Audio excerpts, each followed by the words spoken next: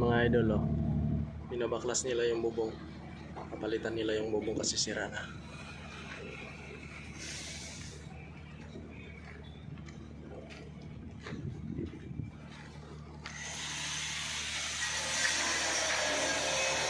Pinapasok na ng ulan.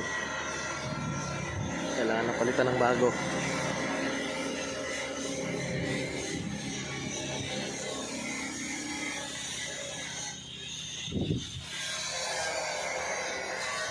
Ito yung ginawa nila mga idol.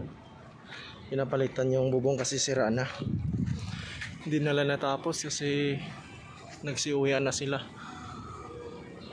Yun o, nalagyan na nila ng 2 piraso bago. Ito, babaklasin pa to yung luma. Palitan lahat yan.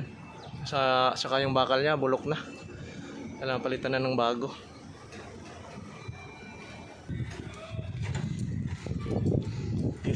Dito, oh. Butas pa dito. Tingnan natin dito.